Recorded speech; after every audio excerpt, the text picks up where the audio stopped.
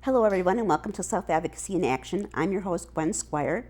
Today's special guest is Jeanine Hunt Jackson. Hello Jeanine, how are you? Hi Gwen, I'm doing fine, thank you. Okay, I like to always start out with, tell us a little bit about yourself.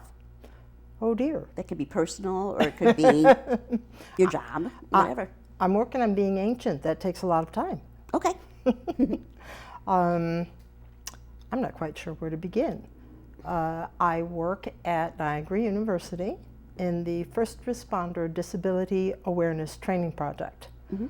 We train firefighters, law enforcement, and emergency personnel how to appropriately interact with and treat or take care of, in official capacity, people with disabilities. Cool. So on a personal level, I just turned 61. I have 2 children, 4 grandchildren, Wow. a semi-adopted daughter with 2 kids, Okay. good friends of my daughter, and they're not really adopted, they're just very close. My daughter lives with her family in Camp Lejeune. My son-in-law's in the Navy. Okay. My son works for FedEx and they live in Clarence, so I get to see my grandkids Cool. pretty well. Would you like to ask me something specific? I'm not quite sure where you'd like me to go. Okay, let's start up with, how did you get involved with the first responder? Oh, that was great. I was doing some part-time teaching at Niagara, and they have a daily sort of quick newsletter that they send around the campus. And one day I noticed that they were hiring for this particular project. I'm thinking, you know, I could swear I know that name, my boss's name, Dave Whalen. Okay. So I checked in and is this position still open? And I made my application, and that's what it was. And I'm really thrilled and excited to be working there. So you like it a lot? I do very much, and I think that it will be an absolute necessary service, because especially in certain areas or certain situations in law enforcement, because the police don't understand about physical disability and cognitive disabilities and mental health issues. There are situations where the police end up hurting people with disabilities. Yes, I've just seen that recently, actually. There was a boy with Down syndrome, and the police, I guess, beat him up because they didn't understand that whatever he had something to do with his health issue. The young black man with Down syndrome. With Down syndrome. He was walking 3 blocks from his house to his parents' house. The police said that they saw a suspicious bulge at his waistband. So they pulled him over, they roughed him up, and the suspicious bulge happened to be his colostomy bag, and they broke it. Yeah. So not only was he physically damaged, but he was also covered in feces. Yeah. And I would like to hope that in general law enforcement doesn't want to do those things. Right. That it's more a matter of ignorance. But that's the whole reason behind this project, and it's, like I said, it's really exciting to be there. Yeah, it sounds like it. The next question we kind of already gone over. We asked. I was going to ask you who offers the training. Who is offered the training? You said police, law enforcement. It's in New York State. It's any police, any firefighter, any EMS. My boss, Dave Whalen, travels to whoever calls us, and in New York State, this training is free. Once we move outside of New York State, because our plan is to go nationwide, then we'll start charging for the product. But the training is kind of fine-tuned to the audience. So with law enforcement, we would be covering things pertaining to law enforcement specifically. and broader based things. The same for firefighters, the same for EMS. And we're beginning to work on training for 911 operators, and we will probably continue to develop information and training for various other healthcare, emergency room in particular. Okay. Because people with disabilities go there too. Yep. Okay, what do you cover in your training? What kind of things? As I said, it's broad-based, but we cover, first of all, we cover information about all of the major disabilities. Okay. We have 14 basic areas, and then we also cover person first language. Okay, good. So, That's very good. yes. It's needed. Yes, it is. Yes, I was in the bus the other day, and they were like, they said something, and I said, no, you're supposed to say person in a wheelchair, not a wheelchair. Oh, I'm not a wheelchair, I'm a person. We got a wheelchair back here. Exactly. It wants to get on the bus. Yep. And they said, well, that's okay, we'll be politically correct. I said, it has nothing to do with being politically correct. It's called being respectful. Well, then you have to assume that people want to be respectful, and that's not always true. I know. So, okay, what's the most difficult subject to cover? The most difficult area do you think to cover in your training, if there is one? When you ask me that, do you mean when, like, say, Dave is doing the training, or do you mean like the kind of things that we deal with on a day-to-day basis?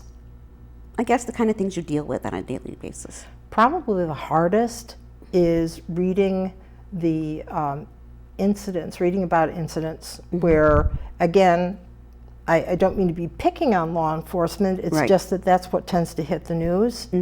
And the number of people with disabilities that are either injured or killed is really very sad and very, it's outrageous. There was a young man in the Baltimore area a little over a year ago who died from positional asphyxiation. Fella had Down syndrome. He had gone to the movie theater. He wanted to see the movie again. He was with a staff person, but that staff person had stepped out of the theater Okay. for a couple of minutes. The theater owner called security. When the police officers, because they were, it was like kind of moonlighting. Right. When they came, they wrestled him to the floor on his face. And because people with Down syndrome tend to have very poor muscle tone, Right. and he was heavy, Right. in the process and the time it took for them to handcuff him, he suffocated. Wow. And if the police had understood how dangerous it was to have him face down on the floor, Right. he wouldn't have had to die. Right. And this is the kind of thing we really want to avoid. So you all feel that it's preventable, all of this stuff, with better education? I would say that the majority of it is. You are going to run into situations where, because police are simply people, they might not care. Right. But I think that by and large, people who are in the public in that kind of a situation would prefer to do their jobs without injuring people. Right. Or as I said, killing them. What are your expectations from this training? We kind of talked about it, but Oh, well, the biggest thing is so that the people, the first responders, will avoid tragedies of this kind. Right. And so that on top of that, though, and as important, that people with disabilities are treated with respect, treated as people, Right. as opposed to something that we would prefer to avoid. right. So. Okay. How do the trainees respond to the training? We give them a right? Yeah, but I mean, it's like a feedback Okay. sheet, and we ask fairly simple but direct questions. What did you think of it? Did you what did you learn? What part was most interesting? Would you recommend this? Those kind of questions, and we've got a database that we're building with these with the feedback, and of course then we can adjust and tweak and so that we're responsive as much as possible. Once we start our online training, and we'll be launching our online training for EMS personnel by the middle of next month. Any online training will be accompanied by quizzes, so that there'll be even more direct feedback, and also it'll be easier to understand how much the first responder has learned. Okay. Because it's you don't always get specific feedback. Right. You might get, oh, well, wow, this was great, and yes, everybody should take this, and I'll be sure to recommend it. But if they also haven't either paid attention well enough or didn't understand a particular part of the training, say, for instance, please do not handcuff a large Down syndrome gentleman face down on the floor, Right. that will not prevent those kind of things from happening again. Yeah. So. Yeah. We kind of talked about this already too. Got it all kind of We do. switched in Yeah. there. Why offer the training? We've kind of talked about that already. Well, again, so that people with disabilities are safer, and so that first responders are not in that position of causing, damage instead of helping. An example for, shall we say, a negative incident that occurred during Hurricane Sandy in New York City. Right. There was a fellow who was on a vent. He's up 5 flights of stairs, unfortunately. And things were hectic, obviously. A Facebook friend of his who lived in New England read that he was concerned about power outage and then his generator and being able to, have his vent work. So she got together with a couple of people. They drove down from New England with extra batteries. Wow. And they ferried him up and down stairs. Well, there was a fire station right across the street from there where this guy lived. And they declined to help getting the batteries up and down stairs to have them recharged. So that's a situation where, it would have been extremely helpful and maybe save, protect this guy. Yeah. And they refused. Now, the main reason that he didn't want to evacuate, there were two. One, very few shelters are wheelchair accessible. Right. Or if they are, the door is locked. Right. Or somebody doesn't know where the door is. Right. So that was one reason. Okay. The other was that at a previous time, he had evacuated. They put him in a nursing home, and he took a long time to get out. It was over a year before he was able to get home again. Wow. And because people with disabilities can't take care of themselves. Oh, I know. Ooh, sarcasm. Okay. Do you think the training's made a difference? I hope so. I think that based on the responses we've gotten back, the people who've been trained feel that it was extremely important and that they learned a lot. I think the actual proof will come in, will the incident rate drop? And that hasn't been available quite long enough Right. to see where that's going, but we will be keeping track.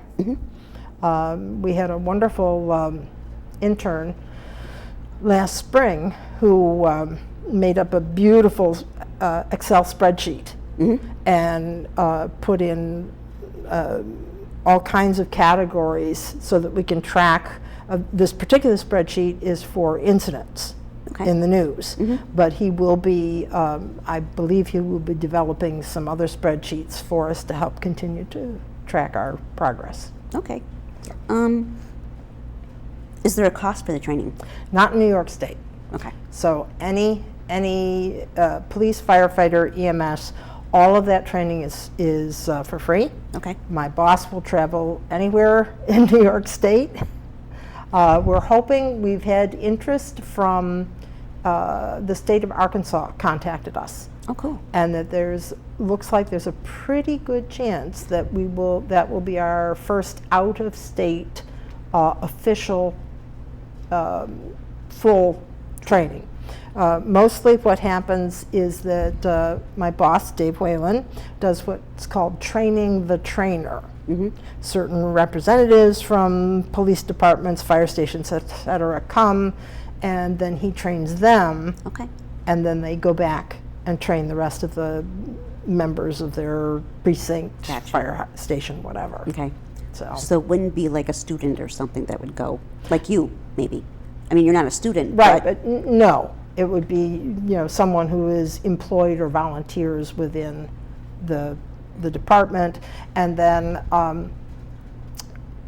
in the future, as we grow, there's a good chance that either I will then join Dave and do training elsewhere, or we might hire somebody specifically to do someone else specifically to do the training. okay. I'm trying to think, there was something I was going to mention. Oh, Dave has been in contact. He did a couple of trainings in Pennsylvania, and he went and spoke with the police where Ethan Saylor's family was from, down near Baltimore. So it's not that we've never been out of state with this program. Okay. It's just been very limited. Right. So Is it just, it's not just able-bodied people who teach this course?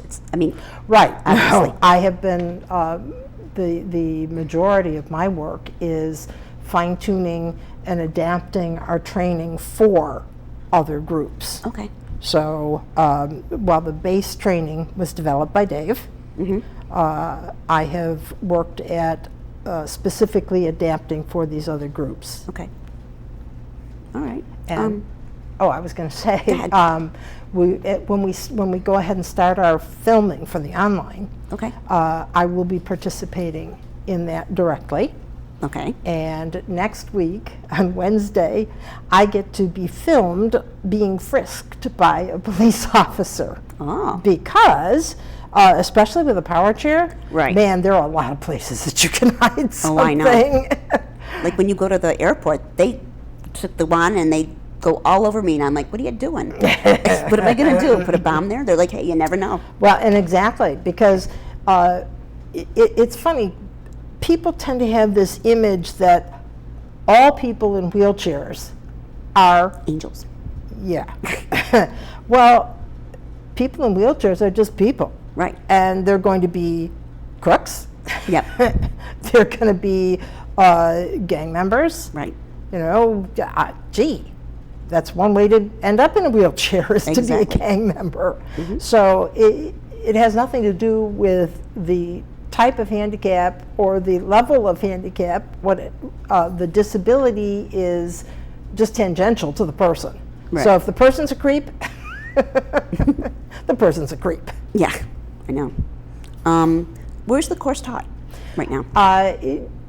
There have been a couple of trainings at the university at Niagara. Okay. But basically, Dave drives around the state.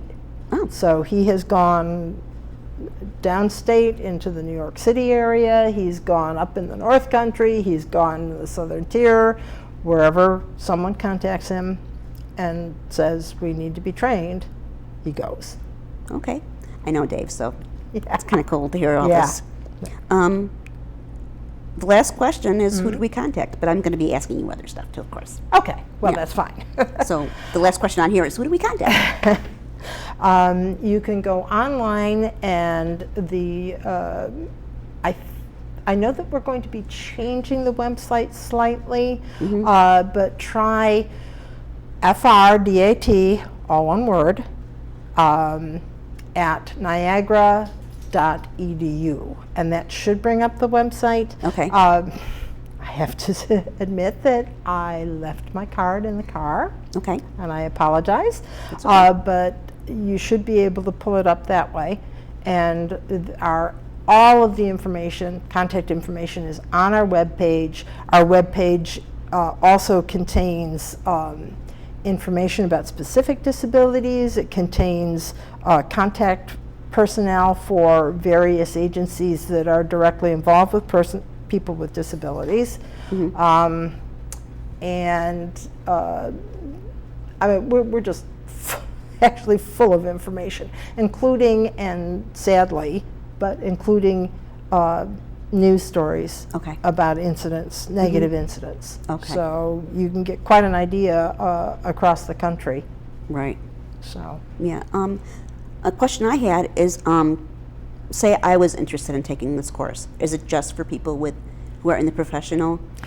Yes, at present. However, there is another training that my boss does for people who are interested in supporting and being involved with local governments. Okay. And he goes over the specifics on local and regional and federal government under the ADA. Okay. And all the local ordinances, and that is also geared to sections, so that, you know, something in, say, Queens, laws in Queens, ordinances in Queens are not going to be the same as ordinances in Lockport. Right. But he gives a really good in-depth training for people along those lines, and the only thing that is required of somebody who wants to go through that training is that they become involved at some level in their town, their city. Okay. So. I think that's fair. Yeah, I do too. And I've been through, I also want to mention that I've been through both sets of training myself. So I know what's involved. And there is a lot to learn, but it's worth it because it impacts me directly. So it's a good idea for me to find some of those things out. How long is the trainings? Dave has done them in a couple of different ways. It's to get a good, complete training for the first responders. You're looking at 1 to 2 days, and with the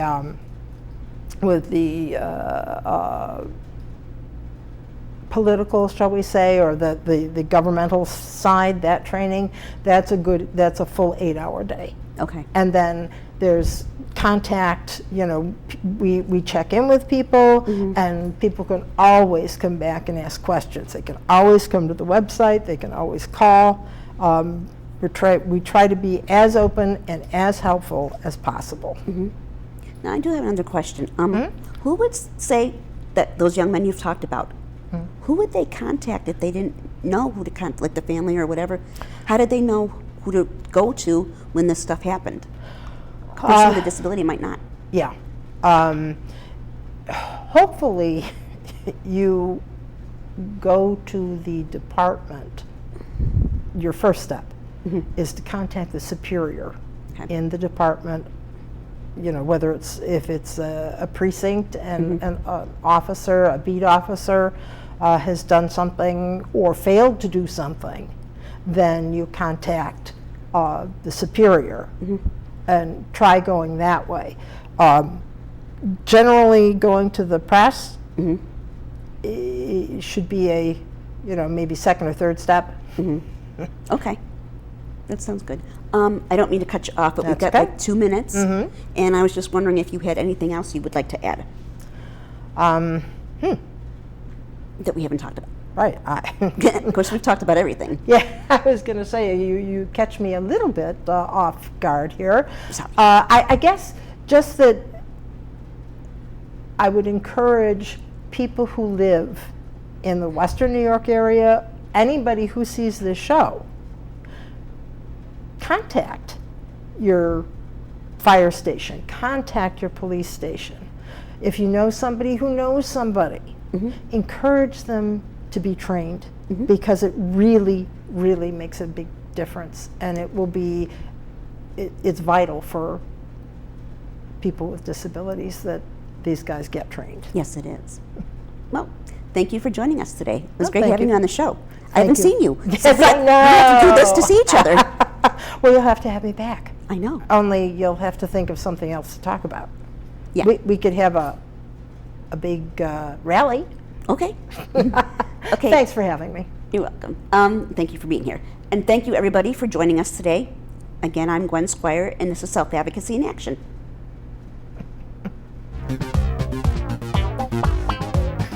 Now we can talk. Yeah, I was good.